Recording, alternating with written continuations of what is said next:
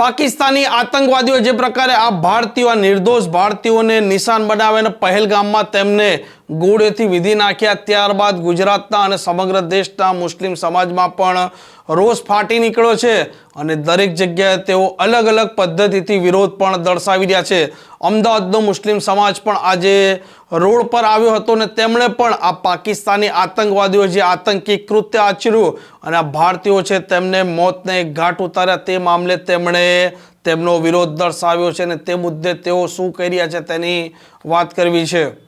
વૈષ્ણવજન તો તેને કહીએ જે પીડ પરાઈ જાનાને રે। નમસ્કાર, આપ જોઈ રહ્યા છો નવજીવન ન્યૂઝ। હું છું આપની સાથે તોફિક ગાંચી। આ નિર્દોષ ભારતીયો ક્યાં સુધી આ આતંકવાદીઓ આ કાયર આતંકવાદીઓનો ભોગ બનશે તે સવાલ અત્યારે સૌ કોઈ ભારતીય પૂછી રહ્યા છે અને આતંકવાદીઓ વારંવાર આ દેશના ઠેકાણાઓમાં પણ ભૂતકાળમાં હુમલા કરી ચૂક્યા છે અને અનેક નિર્દોષ ભારતીય છે તેનો ભોગ લઈ ચૂક્યા છે। અત્યારે દેશ છે તે એકજૂટ છે અને તે સરકાર પાસે એક જ માંગ કરે છે કે આતંકવાદીઓ છે તેમનો સફાયો કરવાનો સમય આવી ચૂક્યો છે અને પાકિસ્તાનને પાઠ ભણાવવાનો સમય પણ આવી ચૂક્યો છે। પહેલગામમાં આ 26 ભારતીયો છે તે શહીદ થયા છે અને કેટલાક ભારતીયો છે તેઓને ઈજાગ્રસ્ત થયા છે અને તેમની સારવાર પણ ચાલી રહી છે। પરંતુ આ પહેલગામમાં જે પ્રકારે આ રાક્ષસી કૃત્ય થયું તેને લઈને હવે સમગ્ર દેશનો અને ગુજરાતનો પણ મુસ્લિમ સમાજ છે તે રોડ પર આવ્યો છે અને પાકિસ્તાની આતંકવાદીઓના આ આતંકી કૃત્ય છે તેને વખોડતા તેઓ અલગ અલગ તેમની પ્રતિક્રિયા આપી રહ્યા છે।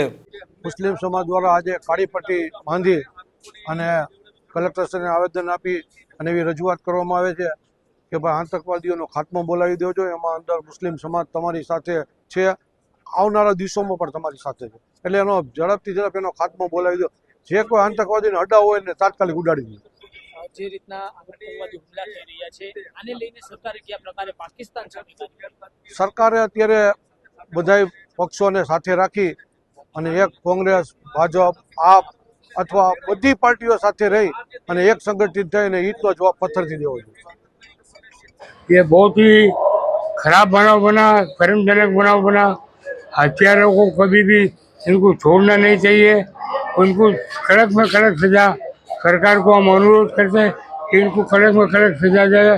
वो ये पुलवामा में जो कुछ भी हुआ ये घटना खूब बहुत ही निंदा करनी है और इसके लिए कड़क में कड़क सजा चाहिए। आज हम लोग सब मुसलमान भाई शाही जुम्मा मस्जिद के अंदर काली पट्टी बांधकर इसका तमाम मुसलमान लोग इसका विरोध करते हैं। पूरे हिंदुस्तान के मुसलमान सब नमाज के बाद में ये इसका विरोध करेंगे और इसको कंडम करेंगे और जल्द से जल्द इसका मुसलमानों को इसका कुछ न कुछ भी एजाज हो। ऐसी बात भी आ रही है मीडिया में कि धर्म पूछ के हत्याएं की गई है, तो ये घटना को लेकर आपका क्या कहना है? आतंकवादियों ने जिस तरह से आतंक मचाया है, धर्म को देख के मारा है, ऐसी बातें चल रही है। वो जो कुछ भी किया है, किसी ने भी किया, बहुत ही खराब काम किया है। उनको कभी माफी देने के लायक नहीं है। उसको उन लोगों को कड़क में कड़क सजा मिलनी चाहिए। अच्छा, जिस तरह से आतंकवादी इस्लाम धर्म को बदनाम कर रहे हैं, आज पूरे देश नहीं पूरी दुनिया में जो घटना हो रही है उससे इस्लाम बदनाम हो रहा है, तो ये आतंकवादियों के सामने और ये धर्म को बदनाम करने वाले लोगों के सामने क्या मांगे मुस्लिम? इसमें साहब ऐसी बात है, आतंकवादी का कोई धर्म होता नहीं है। इसके पहले भी कई वैसे बनाव बन चुके हैं। वो नाम पूछ कर उन लोगों को ने मारा था। हम वो बात को दोहराना नहीं चाहते, लेकिन जो कुछ भी हुआ ये गलत हुआ और धर्म के नाम पे हुआ ये भी गलत है और ये करना भी नहीं चाहिए।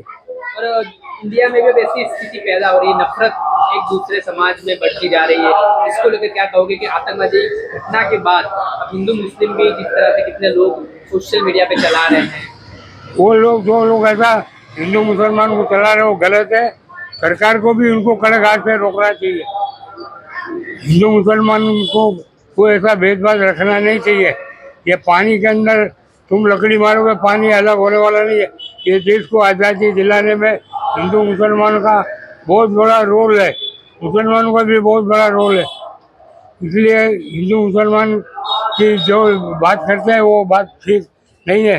इंसान नफरत इस देश की विचारधारा नहीं, मोहब्बत और शांति के लिए कोई चारा नहीं।